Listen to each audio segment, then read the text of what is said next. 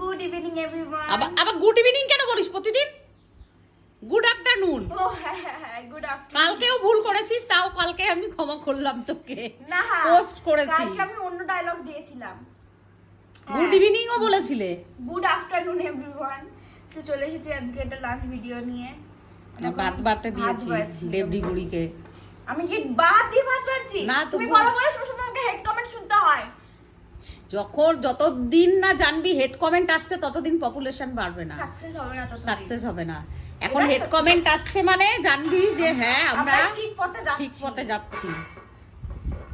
এটা আগে আমার খুব গায়ে লাগতো, কিন্তু এখন এটা আমার কাছে রিপ্লাই দিই না আমরা তো দেখি। এখন আবার বলবে, এখনই চলে আসবে দেখবি। হ্যাঁ হবে না, টাকা অবশ্যই, টাকা ছাড়া পৃথিবীতে কি হয় নাকি?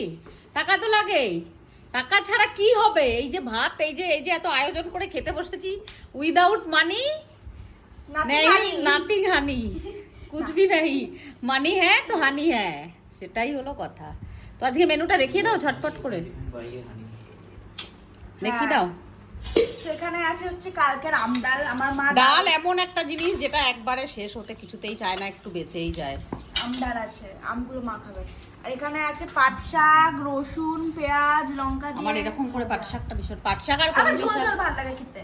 না, ঝোল ঝোল করিনি কারণ ডাল আছে যেহেতু। আর আর এখানে আছে হচ্ছে চাপটা ডিমের কারি। পোচ করে নয়, এটা অমলেট, এটা পোচ দাও, সবাইকে সার্ভ করে দাও, সার্ভ করে দাও।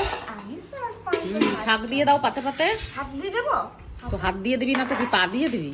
কি বলতে চাইছো? তোমার তো এটা তুমি বেশি করে খাও। হ্যাঁ, আমাকেই বেশি করে দে এতটা শাক প্রত্যেক দিনের ডায়েটে শাক রাখতে হয়, লঙ্কা হজম করাবে শাক। দেবো দুটো? এই তো তোদের কি চলছে দে। তো এটাই হলো আজকে আমাদের মেনু। তুই আর নিবি তাহলে পাট শাক? তুই রে, তোর তো ভালো লাগে। অনেকটা পেঁয়াজ আর অনেক রসুন দিয়ে করেছি আজকে, খুব সুন্দর। তো এই হলো আজকের মেনু, দেখে নাও।